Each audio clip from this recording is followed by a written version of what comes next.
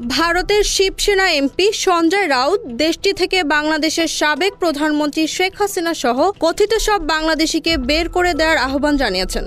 মুম্বাই পুলিশের তথ্য মতে বলিউড তারকা সাইফ আলী খানের ওপর হামলাকারী একজন কথিত বাংলাদেশি। এমন ঘোষণার পর ভারতীয় জনতা পার্টি বিজেপির প্রতি ক্ষোভ প্রকাশ করে শিবসেনার এমপি সঞ্জয় রাউত সোমবার দাবি করেন।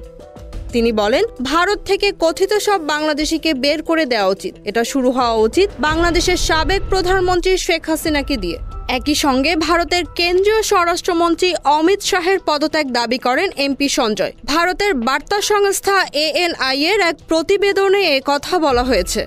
সাইফ আলী খানের ওপর হামলাকারী সম্পর্কে প্রশ্ন রেখে সঞ্জয় রাউত বলেন, কে বলেছে তিনি বাংলাদেশি? বিজেপি? তারা দাবি করছে সাইফ আলী খানের ওপর হামলা একটি আন্তর্জাতিক ষড়যন্ত্র। আন্তর্জাতিক ষড়যন্ত্র কি? একজন অভিনেতার উপর হামলা হয়েছে, জনগণকে সত্যটা বলা উচিত।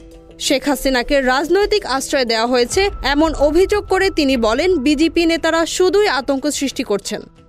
Z news, Dhaka.